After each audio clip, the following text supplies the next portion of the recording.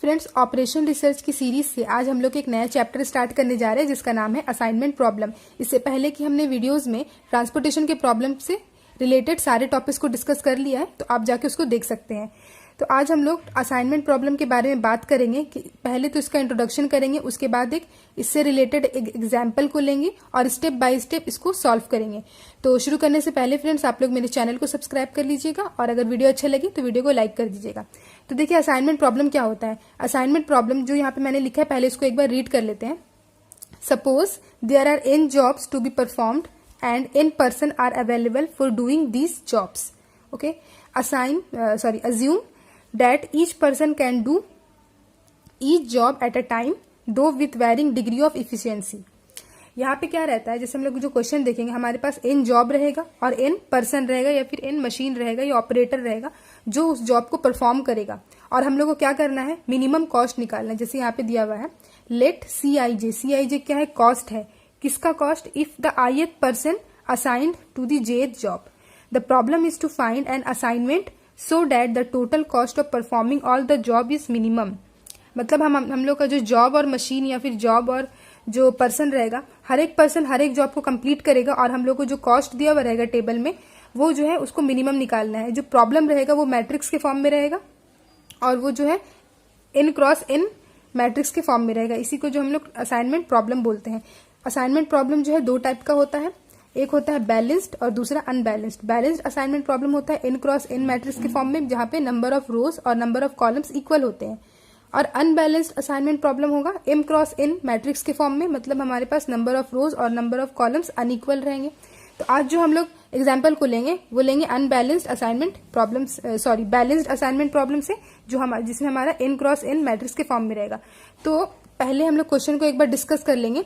Solve करने के बाद क्वेश्चन को, ये जो चीज है हम लोग को अच्छे से समझ में आ जाएगा। तो देखिए ये है हम लोग का असाइनमेंट प्रॉब्लम, जिसको हम लोग हंगेरियन मेथड से सॉल्व करेंगे, क्योंकि हंगेरियन मेथड को यूज करके ही हम लोग असाइनमेंट प्रॉब्लम को सॉल्व करते हैं। तो क्वेश्चन में है solve the assignment problem by using Hungarian method, assign the jobs for different machine so as to minimize the total cost. हम लोग को कॉस्ट जो है कम चाहिए। अगर मान लीजिए कोई भी मशीन या फिर मतलब कोई भी जॉब जो है मशीन को मतलब फर्स्ट जॉब जो है मशीन ए में हो रहा है, जॉब 1 ए मशीन में हो रहा है और उसका कॉस्ट जो है 13 है, तो जॉब 1 क्या करेगा, 13 कॉस्ट दे करके जॉब ए पे परफॉर्म नहीं करेगा, क्योंकि जॉब बी के लिए जो है उसके पास कॉस्ट 8 है, तो ये वाला कॉस्ट परफॉर्म करेगा। तो इसी तरीके से हर एक जो है जॉब जो है हर एक मशीन पे काम होगा, मतलब हर एक मशीन पे अलग अलग जॉब होगा। जैसे जॉब मशीन ए में जॉब 1 परफॉर्म होगा, मशीन बी में जॉब 2 परफॉर्म होगा, मशीन सी में जॉब 3 परफॉर्म होगा। तो कौन सी मशीन में कौन सा जॉब परफॉर्म होगा कि हमारा जो टोटल कॉस्ट है वो मिनिमम हो। तो इसको हम लोग अब सॉल्व करेंगे। आई होप आप लोगों को समझ में आया होगा।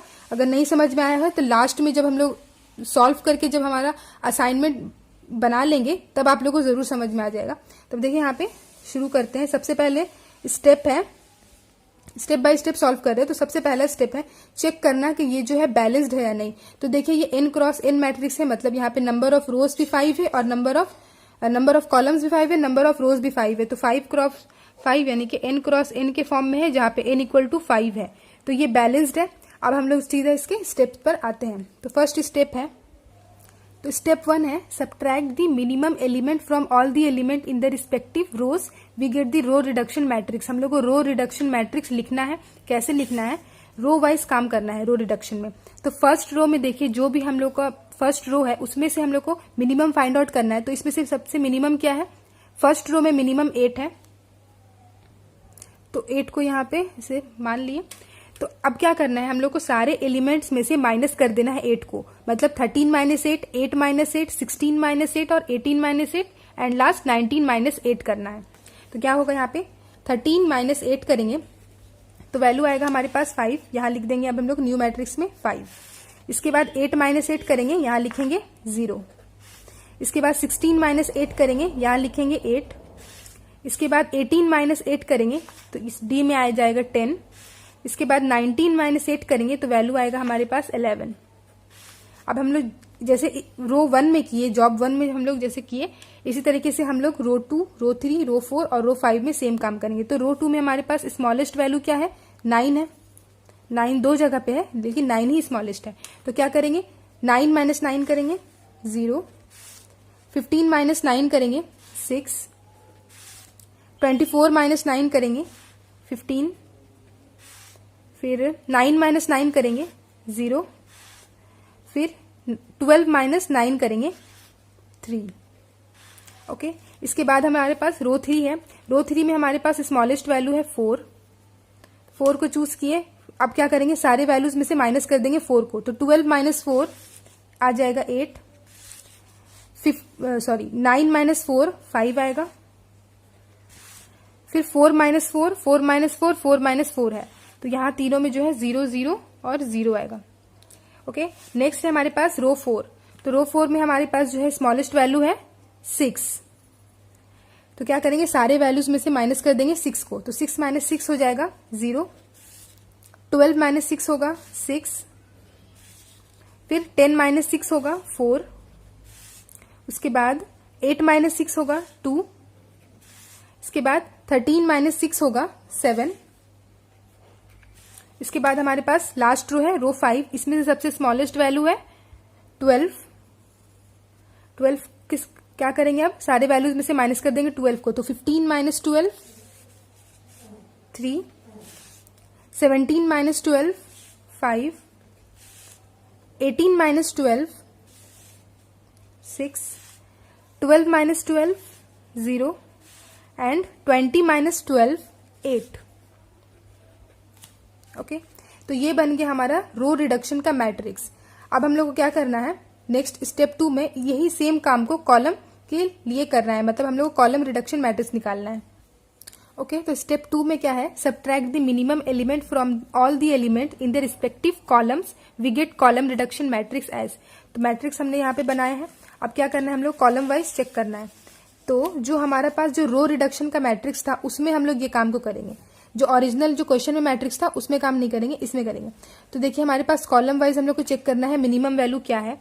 तो इसमें इस कॉलम में मिनिमम वैल्यू 0 है, तो यहाँ पे कोई चेंजिंग नहीं आएगा क्योंकि 5 माइनस 0, किसी भी वैल्यू को 0 माइनस करेंगे तो वही सेम वैल्यू आएगा, तो सेम लिख देंगे 50803।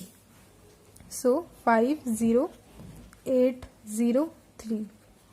इसके बाद नेक्स्ट है कॉलम बी, इसमें देखिए इसमें भी हमारे पास जो है 0 आ रहा है मिनिमम वैल्यू, तो इस कॉलम को भी चेंज नहीं करेंगे, सेम वैल्यू लिख देंगे 06565।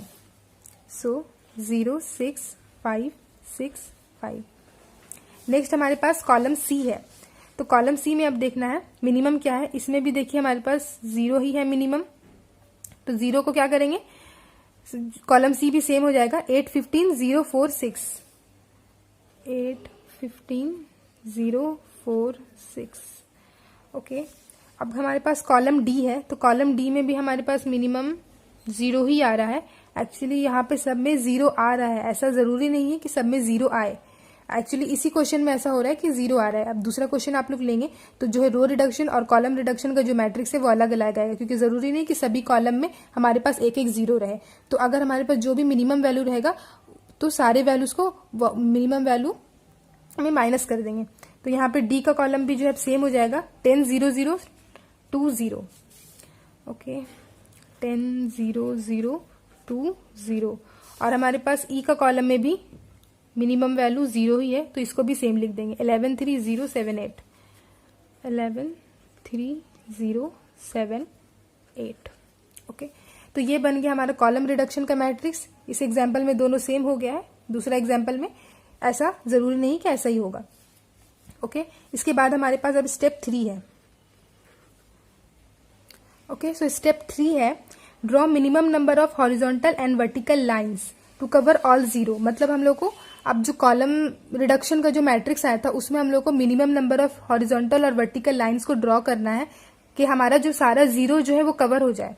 और अगर वो मिनिमम नंबर ऑफ लाइंस जो है इक्वल टू n हुआ, n क्या है हमारे पास ऑर्डर ऑफ मैट्रिक्स, यहाँ पे हमने लिखा था n क्रॉस n का मैट्रिक्स था, n इक्वल टू 5 था, मतलब n का वैल्यू हमारे पास 5 है। तो इसका मतलब हमारे पास अगर 5 मिनिमम नंबर ऑफ लाइंस जो है यानी कि 5 हुआ, तभी हमारे पास n और n का दोनों n का वैल्यू इक्वल होगा। तो हम लोग क्या बोलेंगे कि हमारा जो सॉल्यूशन है वो ऑप्टिमल है। अगर ऐसा नहीं हुआ तो हम लोग नेक्स्ट स्टेप पर जाएंगे। तो ये जो सेम मैट्रिक्स है इसी में हम लोग को लाइन ड्रॉ करना है, तो इसको यहाँ लिख लेते हैं। ओके मतलब इस मैट्रिक्स में हम लोग को मिनिमम नंबर ऑफ हॉरिजॉन्टल और वर्टिकल लाइंस को ड्रॉ करना है। तो स्टेप जो है ध्यान से सुन लीजिए, मैंने ऊपर लिखा नहीं है, किस तरीके से हम लोग को लाइंस को ड्रॉ करना है उसका प्रोसीजर है। तो हम लोग सबसे पहले क्या करेंगे, रो स्कैनिंग करेंगे, मतलब रो वाइज स्कैन करेंगे और लाइंस को ड्रॉ करेंगे। इसके बाद अगर हम रो स्कैनिंग में सारा जो है जीरो कवर हो जाता है तो हम लोगों को कोई प्रॉब्लम नहीं है, लेकिन अगर रो स्कैनिंग करने के बाद भी कोई जीरो जो हमारा लाइन से कवर नहीं होता है तो इसके बाद हम लोग कॉलम स्कैनिंग करेंगे। ओके सो फर्स्ट हम लोग क्या करेंगे, रो स्कैनिंग। तो रो स्कैनिंग में देखिए फर्स्ट रो में हमारे पास एक जीरो है। अगर हमारे पास एक जीरो है, मतलब यहां लिख देते हैं, अगर हम लोग के पास रो में नंबर ऑफ जीरो एक जीरो है तो हम लोग क्या करेंगे, मार्क कर देंगे उसको, उस जीरो को हम लोग मार्क कर देंगे। लेकिन अगर हम लोग के पास किसी भी रो में मैक्सिमम जीरो है, किसी भी रो में मतलब मैक्सिमम जीरो मतलब एक से ज्यादा जीरो है, तो क्या करेंगे, स्किप कर देंगे। ओके तो यहां पे देखिए इस रो में एक जीरो है, तो इस जीरो को हम लोग, एक ही जीरो है इसलिए हम लोग इस जीरो को जो है स्क्वायर से मार्क कर देंगे। अब हम लोग रो वाइज काम कर रहे हैं, जैसे हमने जीरो को मार्क किया तो हम लोग उस कॉलम को डिलीट कर देंगे। याद रखिएगा जब हम लोग रो स्कैनिंग करेंगे तो जैसे जब जीरो को मार्क किए तो कॉलम को डिलीट करना है, तो इस कॉलम को हम लोग डिलीट कर देंगे। ओके ये डिलीट हो गया। नेक्स्ट हम लोग का रो टू। रो टू में हमारे पास देखिए कितने जीरो है, एक जीरो यहाँ है, एक जीरो यहाँ है, तो हमारे पास मोर देन वन जीरो है, तो स्किप कर देंगे, हम लोग रो थ्री पे आ जाएंगे। तो रो थ्री पे भी देखिए हमारे पास जो है तीन जीरो है, तो इसको भी स्किप कर देंगे, मैक्सिमम जीरो के केस में हम लोग को स्किप कर देना है। रो फोर पे आए, रो फोर में देखिए हमारे पास एक जीरो है, एक जीरो है, तो हम लोग इसको मार्क कर लेंगे। जैसे ही इसको मार्क करेंगे हम लोग इसका जो है साथ जो कॉलम है, एक का कॉलम, इसको हम लोग डिलीट कर देंगे। रो स्कैनिंग में कॉलम को डिलीट करते हैं। इसके बाद है हमारे पास रो फाइव। रो फाइव में देखिए हमारे पास एक जीरो है, एक जीरो है, तो इसको भी हम लोग यहाँ पे मार्क कर देंगे। इसको मार्क किए तो इसके साथ जो हमारा कॉलम डी है इसको डिलीट कर देंगे। अब रो स्कैनिंग जो है कंप्लीट हो गया, हमने 1 से लेकर 5 तक का सारा रो को स्कैन कर लिया। नेक्स्ट हम लोग देखेंगे कि हमारे पास सारे जीरो जो है कवर हुआ नहीं, तो यहाँ पे देखिए ये वाला जीरो और एक ये वाला जीरो जो है लाइन के साथ कवर नहीं हुआ है, इसका मतलब हम लोग कॉलम स्कैनिंग करेंगे। कॉलम स्कैनिंग में भी सेम स्टेप है। यहाँ पे देखिए कॉलम वाइज, जैसे रो वाइज चेक किए थे, अब कॉलम वाइज चेक करेंगे। तो कॉलम ए तो डिलीट हो चुका है, इसको छोड़ देंगे। कॉलम बी भी डिलीट हो चुका है, इसको भी छोड़ देंगे। कॉलम सी में चेक करेंगे कितने जीरो है, तो यहाँ पे एक ही जीरो है, एक जीरो है, तो इसको मार्क कर देंगे। जैसे इसको मार्क करेंगे, कॉलम वाइज चेक करें तो रो को डिलीट करेंगे, तो रो थ्री जो है इसका डिलीट हो जाएगा। ओके इसके बाद है कॉलम डी। कॉलम डी में क्या करना है, कॉलम डी ऑलरेडी डिलीट है तो इसको हम लोग छोड़ देंगे। कॉलम ई, कॉलम ई में हमारे पास कोई भी जीरो नहीं है, एक जीरो था लेकिन वो डिलीट हो चुका है तो उसको छोड़ देंगे। तो जो काम हमने रो वाइज किया उसी काम को हम लोग कॉलम वाइज करेंगे। जब रो वाइज कर रहे थे तो हम लोग कॉलम को डिलीट कर रहे थे जीरो को चूज करके, अब जब कॉलम वाइज काम कर रहे हैं तो हम लोग रो को डिलीट करेंगे। याद रखना है ये चीज। ओके सो अब हम लोग को क्या करना है, नेक्स्ट स्टेप यहाँ पे देखना है कि हमारे पास कितने मिनिमम नंबर ऑफ लाइन्स आए। तो यहाँ पे 1 2 3 और ये 4 नंबर ऑफ लाइन्स हमारे पास 4 आए हैं, लेकिन हमारा जो n का वैल्यू है वो 5 है। इसका मतलब दोनों इक्वल नहीं है, तो हमारा जो है केस 2 आता है, यानी कि नंबर ऑफ लाइन्स 4 है, नंबर ऑफ लाइन्स यहाँ पे 4 है और n का वैल्यू जो है 5 है, मतलब 4 लेस देन 5, ये वाला केस जो है हम लोग यहाँ पे आ रहा है, यानी कि then go to the next step. तो अब हम लोग नेक्स्ट स्टेप को देखते हैं। देखिए यहाँ पे जो है दोनों इक्वल आएगा। जैसे यहाँ पे जीरो को जो मैंने मार्क किया है तो हमारे जो मार्क्ड जीरो है वो 5 आना चाहिए। जैसे 4 है यहाँ पे, 1 2 3 4 जीरोस को हमने मार्क किया है। तो ऑप्टिमल सॉल्यूशन के लिए, क्योंकि हमारे पास स्मॉल n का वैल्यू जो है 5x5 मैट्रिक्स है, तो 5 जीरो जो है मार्क्ड होना चाहिए। तो हम लोग को एक और जीरो को जो है मार्क करना होगा। तो इसके लिए स्टेप्स है। ओके स्टेप 4 है determine the smallest uncovered element x। इसमें ये जो टेबल है इसमें से हम लोग को अब, क्योंकि ये ऑप्टिमल नहीं है, ऑप्टिमलिटी चेक करने के लिए क्या करना है, जो हमारे पास अनकवर्ड एलिमेंट है, जैसे ये वाला जो है लाइन से कवर है, ये सब वैल्यू जो है जो लाइन पर है या फिर जो इंटरसेक्शन पे है, उसको छोड़ के जो अनकवर्ड, जैसे 8 15 11 3 4 6 7 8, इनमें से हम लोग को डिटरमाइन करना है स्मॉलेस्ट अनकवर्ड एलिमेंट। तो सबसे स्मॉलेस्ट वैल्यू है इसमें से 3, तो x का वैल्यू हो जाएगा 3। तो यहाँ पे जो है लिख लेते हैं x का वैल्यू क्या आया 3। ओके इसके बाद क्या करना है, वैल्यू निकालने के बाद right uncovered value equal to uncovered value minus x. Uncovered जो वैल्यू है मतलब ये सारे वैल्यू जो है अनकवर्ड है, उसको जब नेक्स्ट टेबल में लिखेंगे तो कैसे लिखेंगे, 8 minus uncovered value minus x, मतलब एक्स का वैल्यू तो यहाँ पे 3 है, तो 8 minus 3, 11 minus 3, 15 minus 3, 3 minus 3, 4 minus 3, 7 minus 3, 6 minus 3 और 8 माइनस 3। बस इन्हीं वैल्यूज को, मतलब जो अनकवर्ड वैल्यू है उन्हीं को हम लोग को लिखना है, इसमें से माइनस कर देना है एक्स का वैल्यू यानी कि 3 को। तो यहाँ पे देखिए, यहाँ पे हमने क्योंकि लिख दिया है नंबर ऑफ लाइंस जो है वो 4 है और ऑर्डर ऑफ मैट्रिक्स n है, तो अब हम लोग जो है मॉडिफाइड मैट्रिक्स लिख रहे हैं। तो पहला जो है हमारे पास 1C में है 8 है, 8 माइनस 3 करेंगे हमारे पास वैल्यू आएगा 5, तो इस पोजीशन पे लिख देंगे 5। नेक्स्ट है हमारे पास यहाँ पे 11, तो 11 माइनस 3 करेंगे आएगा 8, यहाँ लिख देंगे 8। इसके बाद है 15, 15 माइनस 3 करेंगे आएगा 12, इसके नीचे लिख देंगे 12। ओके, नेक्स्ट है 3, 3 माइनस 3 करेंगे आएगा 0, यहाँ लिख देंगे 0। इसके बाद हमारा अनकवर्ड वैल्यू है 4 का C, यानी कि 4 माइनस 3 करेंगे वैल्यू आएगा 1, तो 4 का C यहाँ पे वैल्यू आएगा 1। ओके, इसके बाद है 7, तो 7 माइनस 3 करेंगे वैल्यू आएगा 4, तो यहाँ लिख देंगे 4। इसके बाद है 6, 6 माइनस 3 करेंगे वैल्यू आएगा 3, यहाँ लिख देंगे 3। और 8 माइनस 3 करेंगे वैल्यू आएगा 5, तो यहाँ लिखेंगे 5। तो हमारे पास जो है स्मॉलेस्ट अनकवर्ड वैल्यू निकालने के बाद हमने जो है अपना 4 का ए कंप्लीट कर लिया। इसके बाद बी क्या है, intersection value equal to intersection value plus x. Intersection value क्या है, जो लाइंस हॉरिजॉन्टल और वर्टिकल लाइंस के जो बीच में है, मतलब ये वाला वैल्यू 8, ये भी इंटरसेक्शन पे है 5 और ये वाला इंटरसेक्शन पे है 0, तो 8, 5 और 0 को हम लोग को क्या बोला है, intersection value plus x. 8 plus x, 5 plus x और 0 प्लस एक्स, एक्स का वैल्यू 3 है, मतलब 8 प्लस 3 वैल्यू आएगा हमारे पास कहाँ पर है, 3 का ए में है, तो 8 प्लस 3 वैल्यू आएगा 11। इसके बाद है 5 प्लस 3 वैल्यू आएगा 8। इसके बाद है यहाँ पे वैल्यू है 0, तो 0 प्लस 3 करेंगे वैल्यू आएगा 3, यहाँ लिख देंगे 3। इसके बाद का हमारा जो है नंबर सी, इसमें बोला है लाइन वैल्यूज, यानी कि जो अदर वैल्यूज बचे हैं वो हम लोग को सेम ही लिखना है, मतलब बाकी जो सारे वैल्यूज है जो हमने यहाँ पे जो फिलअप कर दी है, इसके अलावा जो बाकी जो पोजीशन पे जो वैल्यूज है उसको हम लोग को जो जैसे यहाँ पे लिखा है वैसे ही लिख देंगे। तो यहाँ पे लिख देते हैं 5, यहाँ पे है 0, क्योंकि ये सारे वैल्यूज जो है सिर्फ एक सिंगल लाइन पर है, ठीक है। तो इसके बाद ये वाला तो 8 हमने यहाँ पे लिख दिया है। इसके बाद 10, तो बाकी सारे वैल्यूज को जो फिलअप कर देंगे। ओके, तो ये जो हमारा है अब मैट्रिक्स बन गया है, ये हमारा मॉडिफाइड मैट्रिक्स बन गया। इसके बाद का हमारा स्टेप 5 है, go to the step 3। So step 3 में क्या हम लोग को हमने किया था, minimum number of lines, horizontal lines और वर्टिकल लाइंस को ड्रॉ किया था। और ड्रॉ करने का प्रोसीजर जो आप लोग पता है, पहले रो स्कैनिंग करते हैं फिर कॉलम स्कैनिंग करते हैं। तो जो चीज हमने इस मैट्रिक्स के लिए किया था, अब हम लोग सेम चीज जो अपने मॉडिफाइड मैट्रिक्स के लिए करेंगे। सो आप लोग देखिए, मॉडिफाइड मैट्रिक्स हमारा ये है, इसमें हम लोग रो स्कैनिंग करेंगे, मतलब हम लोग चेक करेंगे अगर रो में एक 0 है तो मार्क कर देंगे, अगर एक से ज्यादा 0 है तो स्किप कर देंगे। तो इस रो में देखिए एक ही 0 है, तो इस 0 को हम लोग मार्क कर देंगे। जैसे मार्क करेंगे, रो स्कैनिंग में हम लोग कॉलम को डिलीट करते हैं, तो इस बी का कॉलम को जो है डिलीट कर देंगे।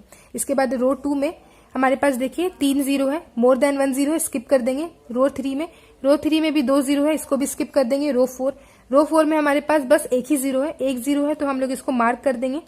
जैसे इसको मार्क करेंगे, रो वाइज रो स्कैनिंग में हम लोग ए का कॉलम को जो है डिलीट कर देंगे।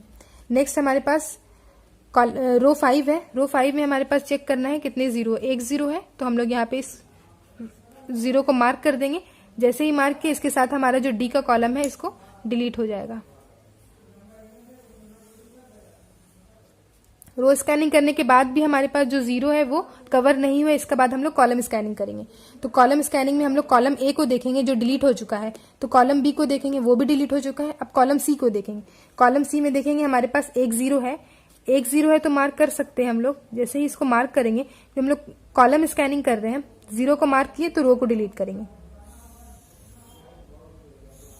ओके, इसके बाद हम लोग कॉलम डी को देखेंगे, ऑलरेडी ये डिलीट हो चुका है। कॉलम ई को देखेंगे, कॉलम ई में हमारे पास जो है एक 0 है, क्योंकि ये जो 0 है ये डिलीट हो चुका है, तो अब हमारे पास एक ही 0 है, तो इस 0 को अब हम लोग क्या करेंगे, मार्क कर देंगे। जैसे हम लोग इस 0 को मार्क किया, इसके साथ जो हमारा जॉब 2 का जो हमारे पास रो है इसको हम लोग डिलीट कर देंगे। ओके, तो हमारे पास मिनिमम नंबर ऑफ लाइंस जो है ड्रॉ हो चुके। अब चेक करना है कि हमारे पास कितने हमने 0 को मार्क किया है और हमारे पास कितने नंबर ऑफ लाइंस ड्रॉ हुए। तो हमारे पास देखिए 5 लाइंस को हमने ड्रॉ किया है और हमारे पास 5 0 में जो हमने मार्क किया है 1 2 3 4 5 0 मार्क हुआ है। और हमारे पास जो मैट्रिक्स भी है n क्रॉस n 5 क्रॉस 5 का मैट्रिक्स है। तो इसका मतलब ये जो सॉल्यूशन है ये हमारा ऑप्टिमल सॉल्यूशन है। इसका मतलब हम यहाँ पे लिख सकते हैं। तो देखिए यहाँ पे लिखा है नंबर ऑफ लाइंस जो ड्रॉ किया हमने वो 5 है, मतलब हमारे पास जो है 5 0 को हमने मार्क किया है। एंड ऑर्डर ऑफ मैट्रिक्स भी हमारे पास जो है 5 है, दोनों इक्वल है। तो हम लोग बोलेंगे कि हम लोग को जो है असाइनमेंट फॉर्म कर सकते हैं। कैसे असाइनमेंट फॉर्म करना है, जो हमने 0 को मार्क किया है बस उन वैल्यूज को जो यहाँ पे लेना है। तो यहाँ पे पहले हम लिख देते हैं जॉब। अब ये वाला स्टेप को जो है ध्यान से देखना है, क्योंकि इससे हम लोग को समझ में आएगा कि हम लोग असाइनमेंट प्रॉब्लम में करते क्या है। ये जॉब्स हो गया और ये मशीन हो गया, ठीक है। कौन से 0 को मार्क किया है, जॉब 1 का बी मशीन को मार्क किया है, तो जॉब 1 का मशीन बी। इसके बाद हमने 2E को मार्क किया है, तो 2E।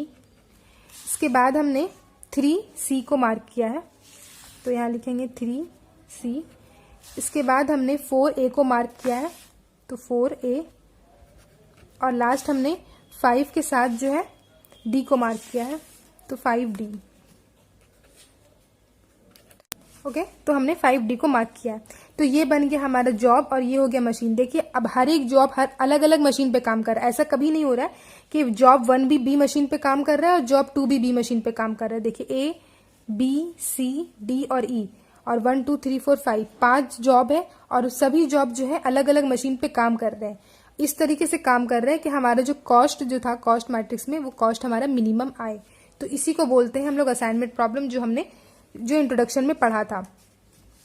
जॉब 1 जो है मशीन बी पे काम कर रहा है, 2 मशीन ई पे काम कर रहा है। तो अब हम लोग इससे असाइनमेंट निकाल लेंगे, जो हमारा ओरिजिनल जो क्वेश्चन दिया हुआ था उसको चेक करेंगे।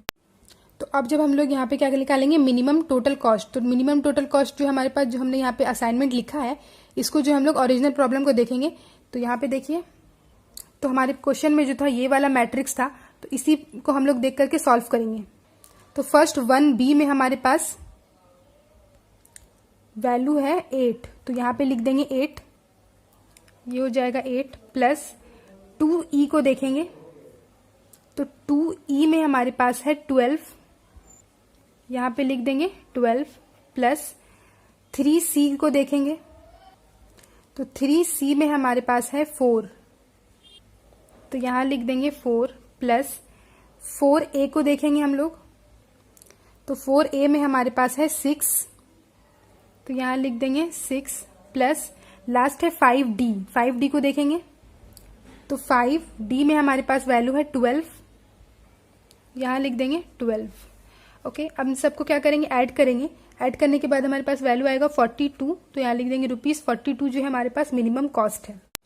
तो फ्रेंड्स ये था हमारा असाइनमेंट का प्रॉब्लम, जिसको हमने सॉल्व करके जो है अपना ऑप्टिमल सॉल्यूशन निकाल लिया। इसके आगे की वीडियोस में जो हम लोग हैं असाइनमेंट के प्रॉब्लम से रिलेटेड आगे और टॉपिक्स को जो डिस्कस करते रहेंगे। तो अगर आप लोगों को ये वीडियो अच्छा लगा होगा तो ये वीडियो को लाइक कर दे। अगर अभी तक मेरे चैनल को सब्सक्राइब नहीं किया है तो मेरे चैनल को सब्सक्राइब कर दे। Thank you so much guys.